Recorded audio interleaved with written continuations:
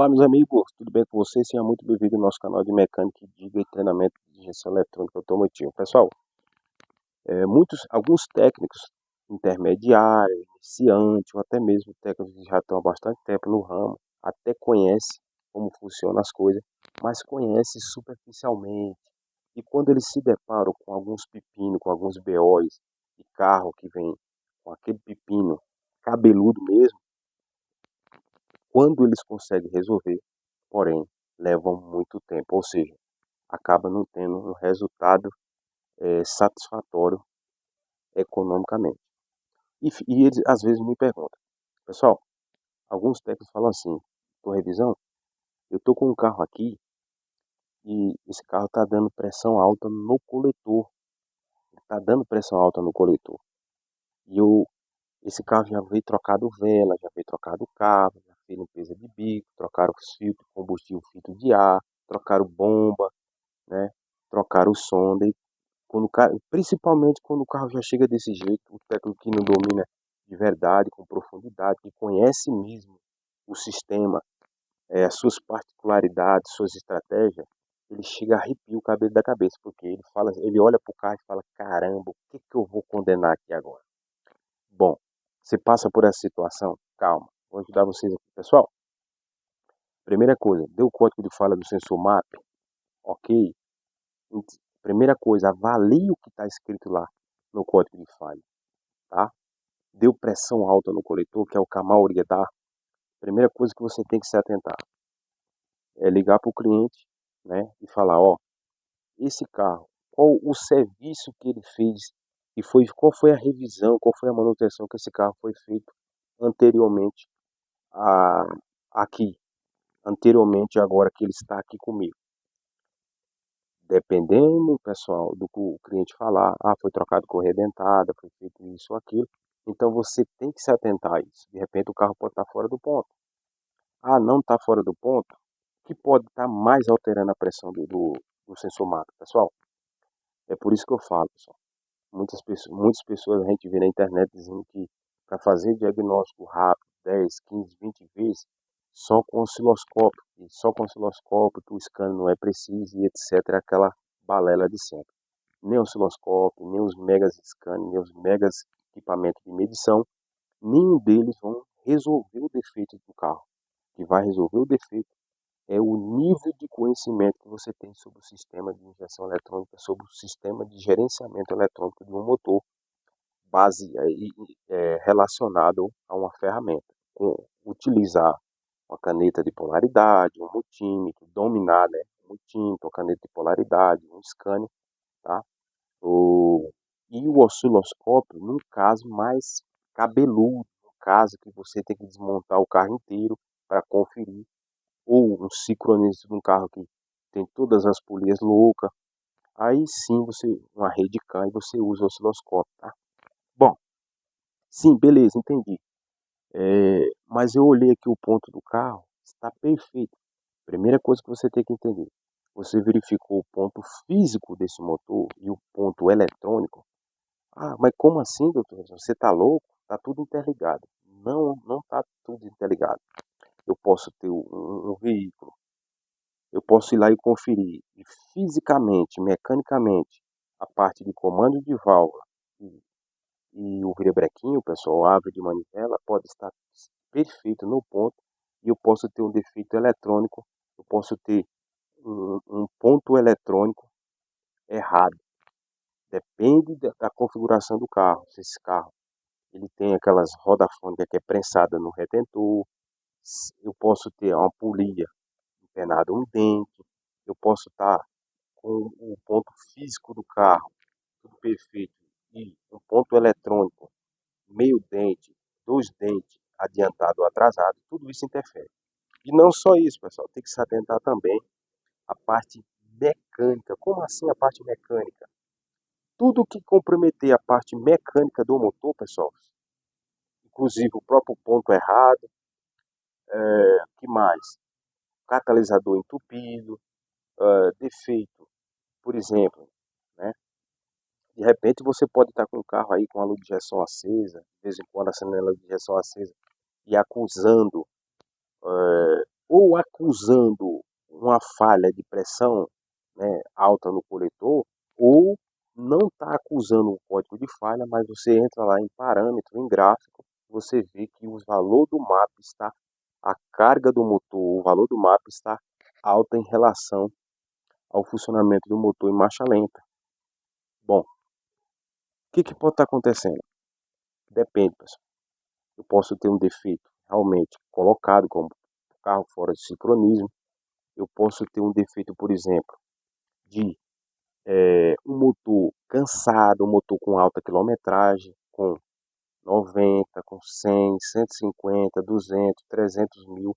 E depende, o desgaste desse motor não depende só da quilometragem, depende da manutenção que esse proprietário e da utilização que ele usou esse motor ao longo dessa quilometragem. Se é um cara que ele trocava óleo na data correta, filtro de ar, filtro de óleo, ou se ele fazia troca de óleos prolongada, tá?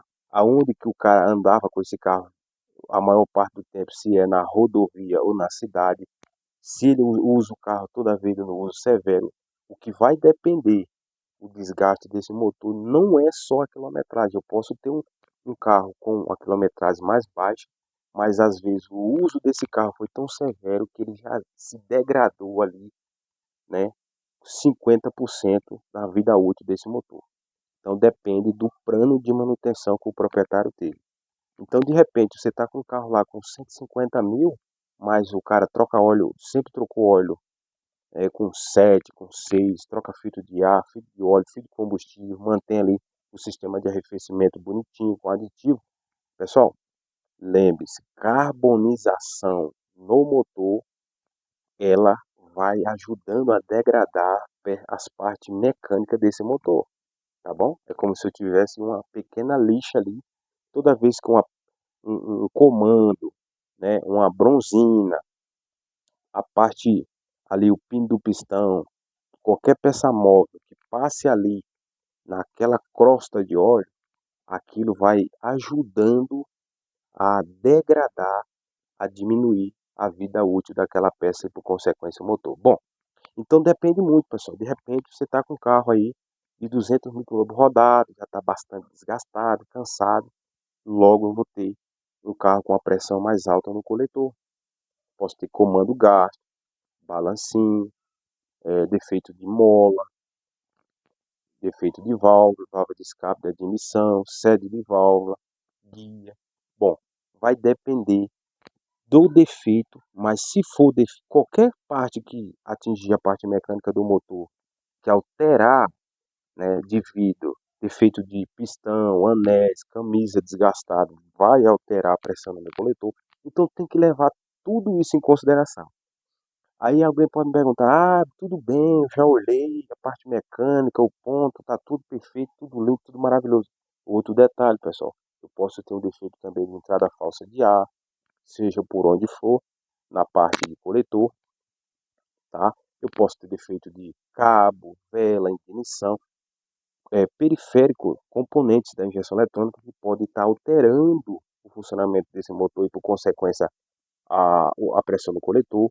Então tem que ser avaliado. Ah, mas eu olhei tudo isso, tá tudo perfeito, tá tudo, o motor tá filé, tá.